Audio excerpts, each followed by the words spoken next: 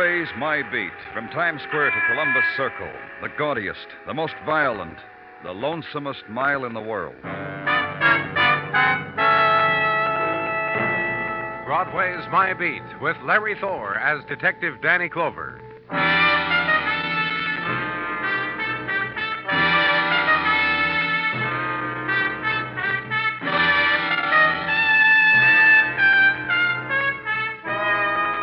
Of an afternoon in springtime, Broadway stands on a street corner, sips its seltzer, and takes note of its blessings. Baseball scores to discuss, rides getting painted at Coney, and a new taste thrill known as tangerine juice can be found at most hot dog stands for a dime. And across the street, ushers in faded tight pants and gold braid turning green drag air conditioning banners across theater lobbies. Springtime activity. Open your collar to it. Hold out your hand to it. Slip April some skin to touch.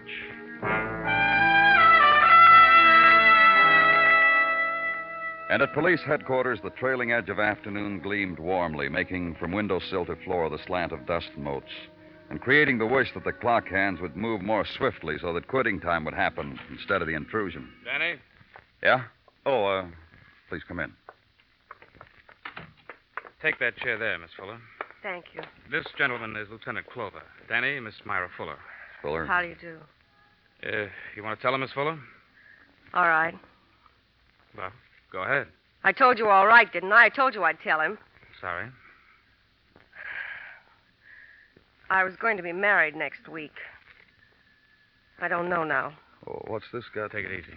Why don't you show him the picture? You said you wanted to tell him, didn't you, Miss Fuller? Why don't you show him the picture? Okay. Take a look, Danny. So? The guy she was going to marry, or is, I don't know. Name's Ernie Lane. Here's the stuff on him. Wanted for murder. Yeah, suspected of having killed his wife, June 1950. I can read, Dennison. Miss Fuller... Listen, I didn't know what...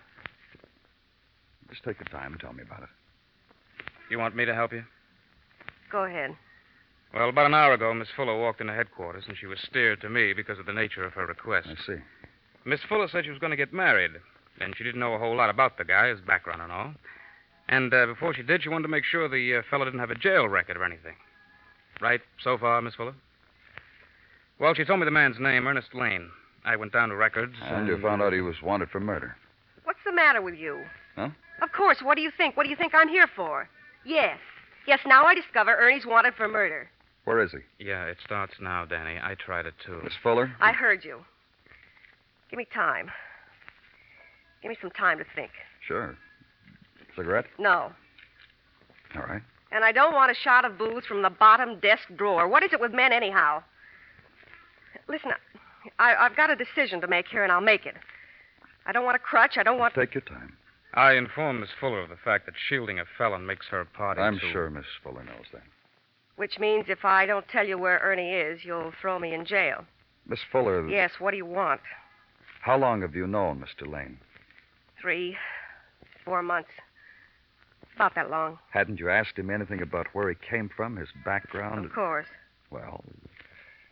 When I tried to ask him that, he'd shut my mouth for me. What are you going to do about all this? A man you love has plans to marry, and you suddenly find out he's wanted for the murder of another woman. You said the thing, all right. A man I love. Look, I really love him, Mr. Clover. You can't ask me to tell you where Ernie is. Not now. Not right now. You're wrong, Miss Fuller. That's just what the lieutenant is asking you. If Ernie's guilty, the state will kill him. Possibly. And I love him. And I will have killed him. I'm leaving, Mr. Clover. You can stop me if you want, but then I'll think of something. Deny all this, something. Goodbye, Miss Fuller.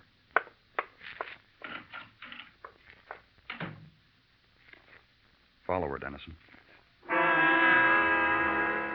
Gentle nightfall of April, glow of spring darkness, and through its crests and deeps and shallows, the passage of a woman. And set adrift in her wake, the official shadow, to blend with darkness, to later report the itinerary of night. And at police headquarters, the waiting, place of muted corridors, place of murmurings and ringings of a city's violence. Wait. On office wall, burst, splash, play of reflected lights. And the phone. The report from Detective Dennison. Myra Fuller had walked uptown from headquarters, had stopped in a side street bar, bought a drink, talked to no one but the bartender. A man, a drunk, had approached her, touched her shoulder, but Miss Fuller had shrugged him off, left her drink unfinished, paid, left the bar, walked uptown again to a bench in the park at the public library.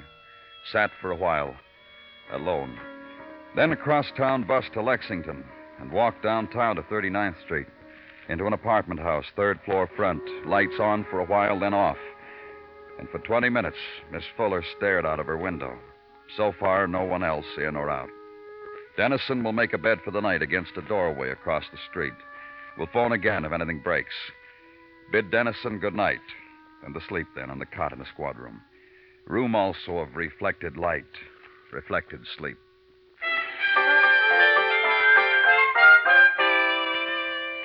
In the morning, relieved Dennison be off at the spot he's made soft in Brownstone. And in a half hour, Myra Fuller out of the doorway across the street, to drugstore for breakfast, a magazine rack for newspaper, armful of magazines, and into street, an aimless, drifting walk through the morning riot. The season's mannequins to observe in shop windows, display of remnants in storefront to be touched, scattered, flung from her, and back to third-floor apartment. And Miss Fuller at window to riffle armful of magazines, stare. At noon, be relieved by Detective Muggovan. And later, the report from him. Myra Fuller had gone out in the late afternoon, had stopped in a delicatessen, had bought beer and a sandwich, had walked her street for a while, caught a twilight movie, had gone back to her room. No contacts with anyone. No leaving of the neighborhood boundary. And the night report from Dennison, not different from the night before. In the morning, third day, take it up again. Stake out again. And this time, Myra Fuller boards the crosstown bus, gets off at 42nd Street, moves swiftly at a subway entrance, downstairs, and follow her at a discreet distance. And suddenly, she turns, points finger at you. That man on the stairs. He's following me. Stop him. Somebody stop him. Hey, mister. That's him. He's crazy. Stop him. Get your hands off me. Don't try any more, Buster, or I'll threaten you. Me and these other decent citizens. Make a circle, citizens. Let go of me. I'm the police. That's right, Buster. You're a lot of things. You're a molester of that pretty lady. And you're police. And you're sick. And us citizens will see to it. Here, my badge. See? I ain't up on police badges. Any citizen here know a police badge when he sees one? Well, You? Show it to the citizen, Buster. Yes, but I think... The McCoy, huh? The true thing, huh? Thanks, citizen. Well, that's all right. Thanks. Sorry, officer. I guess I made a boo-boo. Any of you see where that woman went, the woman who screamed? I did. She made that train just pulled out, officer, which you didn't. Boo-boo. It's a day for it, huh, officer?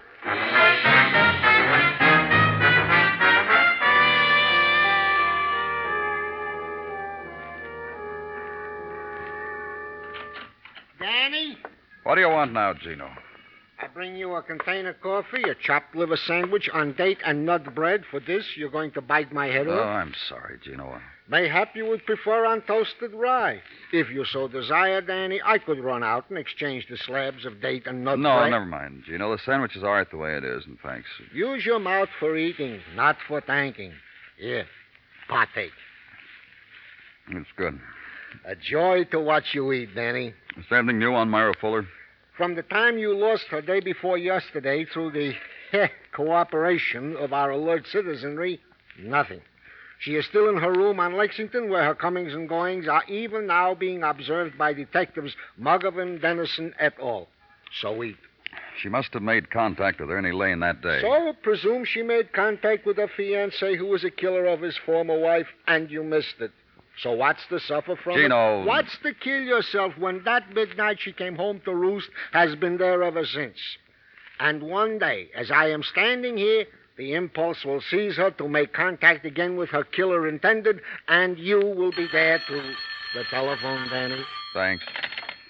Danny Clover speaking. Dennison, Danny, about Myra Fuller. What about her? Half hour ago, she left her apartment, complete with hat, veil, gloves, summer fur, and streamlined traveling bag.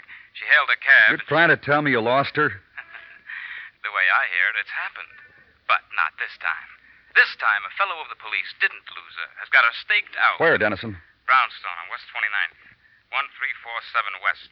I'll wait for you outside, Danny. I'll be the fellow without egg on my face.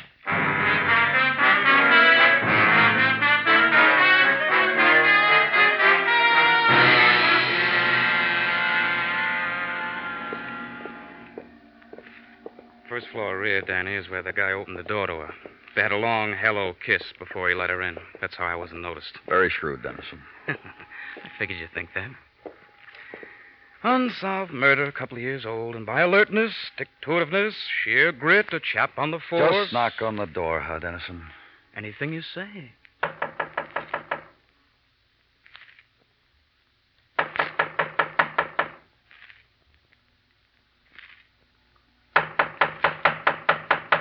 McCoy types, huh, Danny? Try again.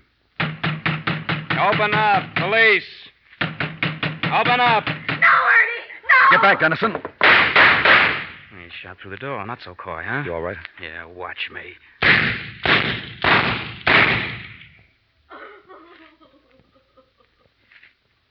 Okay, Dennison.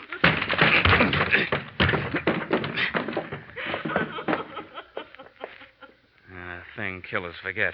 Don't stand too close to a door.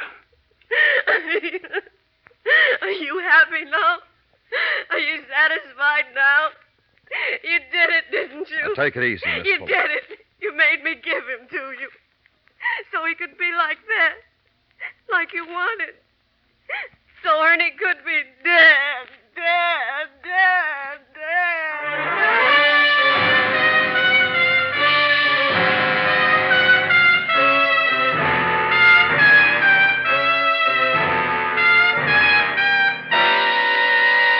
You are listening to Broadway's My Beat, written by Morton Fine and David Friedkin, and starring Larry Thor as Detective Danny Clover.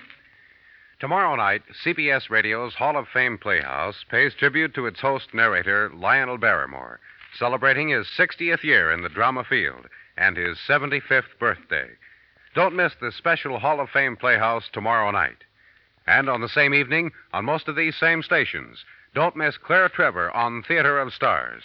Miss Trevor, an Academy Award winner, appears in Taos Incident, a suspenseful story that begins with an innocent truck ride and culminates in a killing.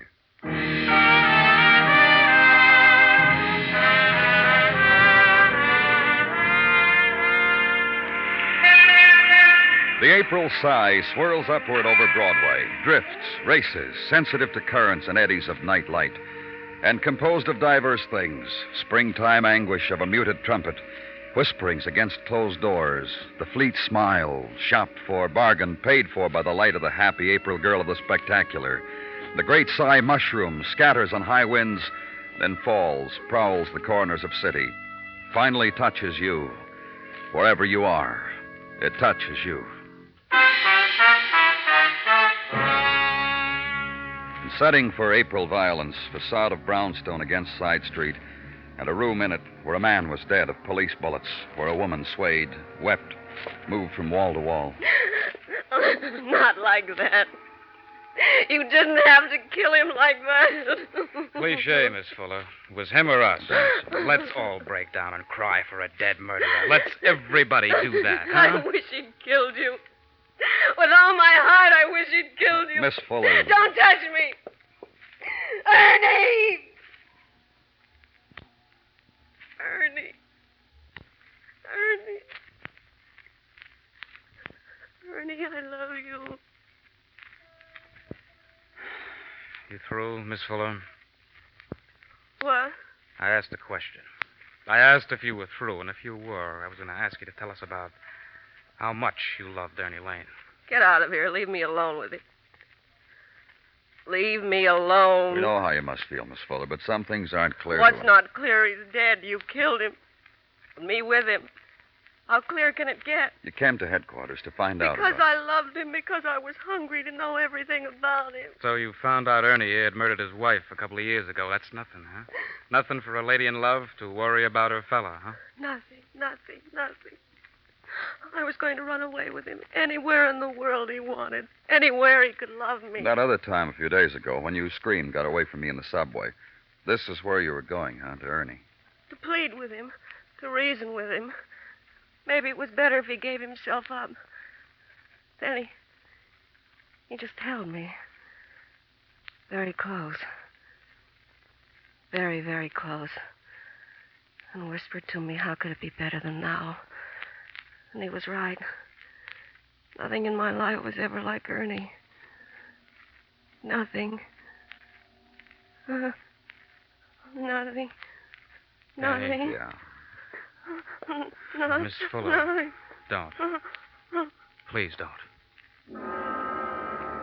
Instant then of desolation. Small space of time when suddenly everybody remembers together. Death is here in this room, close, lying on this floor with eyes not yet shut. Suddenly everybody remembers, and for a second stands still. Then looks around for something that is alive, movement now, relief. Take Myra Fuller to emergency hospital. Turn her over to Dr. Sensky. Leave her. Night Street is road home. Home is rented bed plus rented niceties, clean sheets and electric sockets, maid service, and keep the radio turned down after 10 o'clock. Place where the world can't touch you. Magazine and easy chair that fits well. Place of sleep. Sleep and be done with it. There's a new day, which means something or other, mostly that you must get out of bed and give the world a reason for your existence. Go to work, look businesslike. Do the things you've been trained to do. Make your mark, be efficient. Wish you were back in bed. Danny, Yeah? a gentleman to see you by name of Mr. Wayne. Mr. Wayne, The who's... chap who owns the apartment building where what happened last night happened. Oh, well, show him in, Gino. This way to see Danny Clover. Thank you, Sergeant. That'll be all. Won't you sit down, Mr. Wayne? Thank you. Thank you. Well, who's going to pay for the damage? Oh, I see. That's what you came here. I've got an itemized list here. That door that was wrecked with bullets. It'll be taken care of. And what about Mr. Clark's stuff? Mr. Clark? Mr. Clark. The gent was using my place for a hideout. The gent you gentlemen shot. What about his stuff? Clark? His name was... Oh, yes, sir. Of course I know. Ernie Lane, the papers said. But to me, for the last couple of years, his name was Ernie Clark. He came to me, Ernie Clark. He signed his checks, Ernie Clark. To me, he's an Ernie Clark, not an Ernie Lane. I see. So what should I do with those? It'll be taken care of. Oh, it's a shame, huh? It always is. Oh, the girl's broken up. I guess so. She was going to marry him, finding out she loves a killer. Yeah. Well, I looked in on her this morning. What? I looked in on her this morning. I told her just like this. I said, well, oh, he was no good, Thelma. Forget him. Oh, surely it hurts now, but there are plenty of tomorrows for a nice girl like you. Who did you tell this to? Thelma. You know. Oh, sure. Where is this? Oh, Thelma? Well, she's got apartment 3C. That's my apartment house that I own. You live there too, Mr. Wayne? Oh, yes, surely. Oh, yes, I do. Come on, I'll drive you home.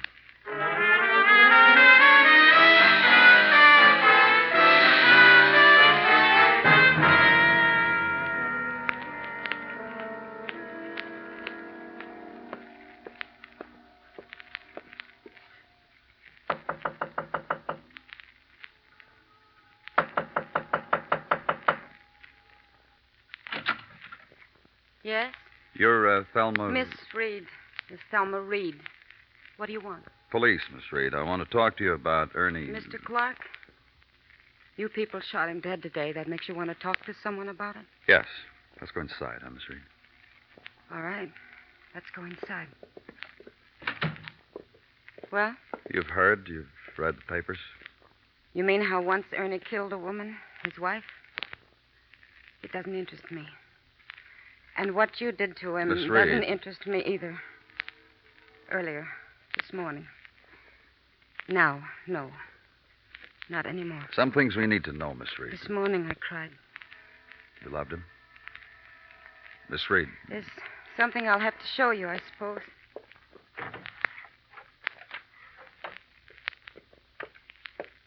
Here. Marriage license. For Mr. Ernest Clark, for Miss Thelma Reed.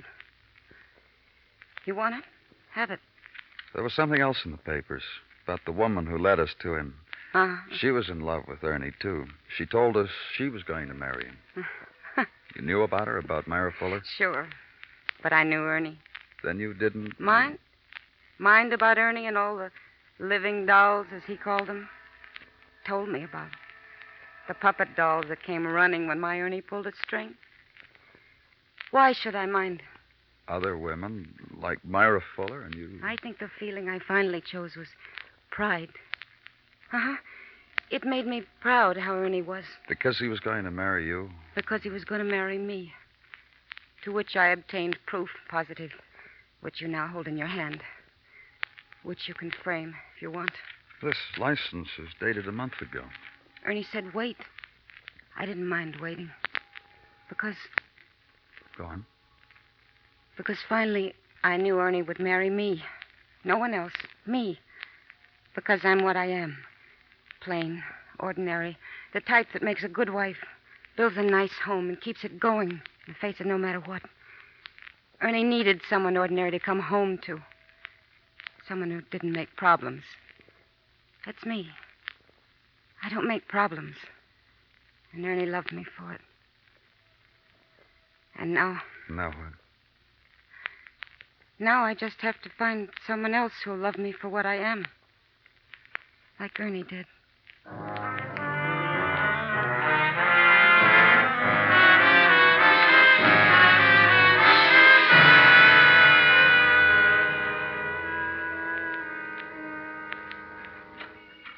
Danny?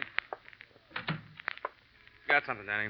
Yeah, what? Made a couple of stops for odds and ends. Get off it, will you, Dennison? Technical says no prints on Ernie's gun. Cute? Mind if I go on? Dr. Sinsky released Miss Fuller, didn't he? Yep. Doctor say anything? Tried to give her a few pills or whatever to quiet her down when you brought her in last night. Only Miss Fuller got real quiet after you left without any medication. She rested for a while, got up, and waved goodbye. What else? Autopsy report on Ernie from Dr. Sinsky. Here. Bruise on You read it. Means skull, Dennison. Yeah, I know that too, Lieutenant. I'm just asking you to help me pronounce a word, Lieutenant. I'll help you in the squad car. Let's go.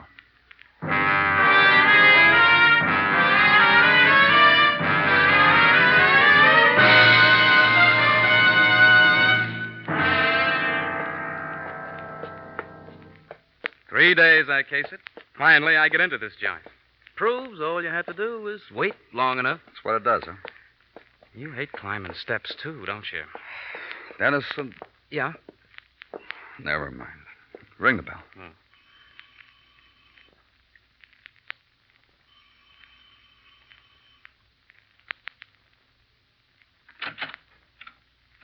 Oh.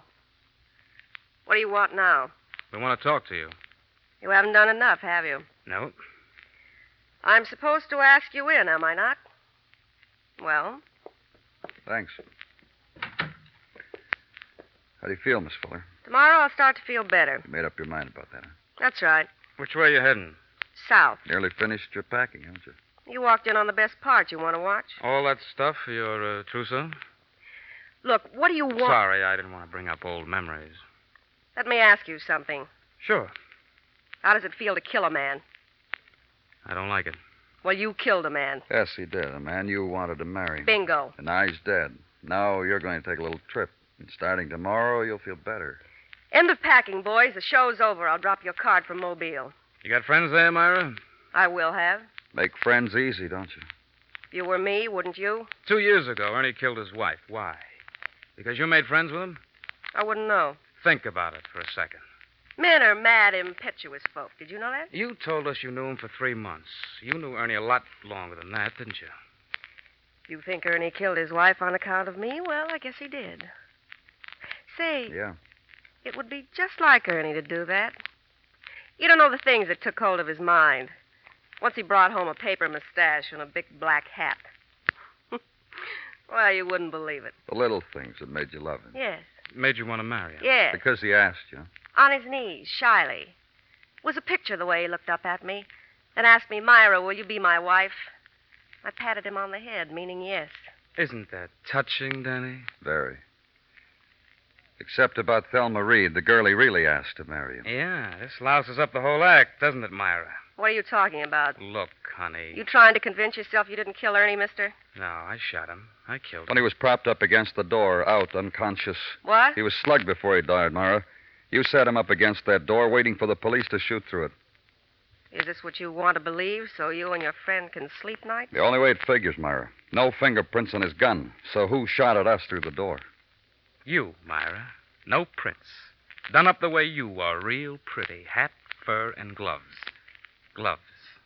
No prints. Listen. So we knocked on the door, you screamed, you shot the gun, and we did what we did. I did. You sure did. Oh, I wouldn't feel guilty. That's your line of work. Now we come to the reason. Reason Ernie was going to get married again, but not to you. Must have touched you real deep, Myra. A man kills for you. 2 years later, still hasn't married you. Then meets kind of a plain woman like Thelma Reed. That's for Ernie. But you? Well? You're the woman who he ducks his wife to meet. Nothing more, Myra. How does that make you feel, honey? He's dead, isn't he? First, you came to us, set it all up. You knew we'd follow you. You ducked the lieutenant and gave Ernie one more chance. Ernie balked. So you led us to him. You slugged him and propped him up there behind that door. And I shot him. So what does that make me? Right now, just under arrest. They'll have the rules for you, Myra. Killer. Danny, what do you do with a woman like this? What do you... Shut up. Killer. Killer, killer, killer, killer.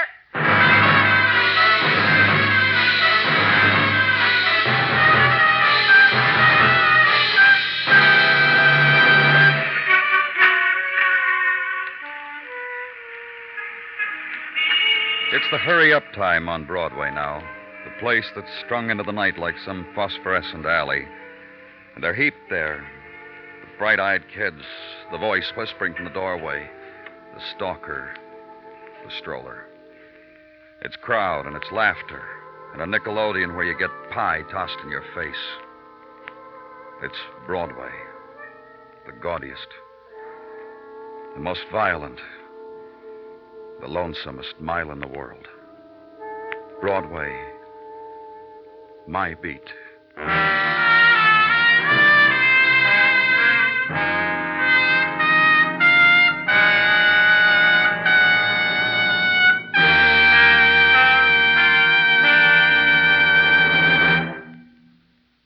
Broadway's My Beat stars Larry Thor as Detective Danny Clover, with Charles Calvert as Tartaglia and Jack Crucian as Muggavan.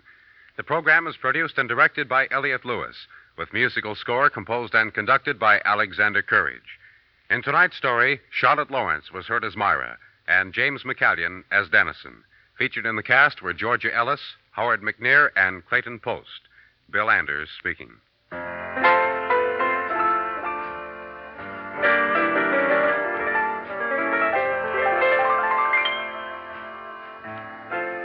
This Monday night on CBS Radio's Suspense, Frank Lovejoy stars as a murderer who finds himself being defended in court by the husband of the woman he killed. It's Public Defender, a tale well calculated to keep you in suspense. This Monday night over most of these same stations. Don't miss Frank Lovejoy's thrilling performance in a play that's power-packed with emotional drama and tension on CBS Radio's Suspense.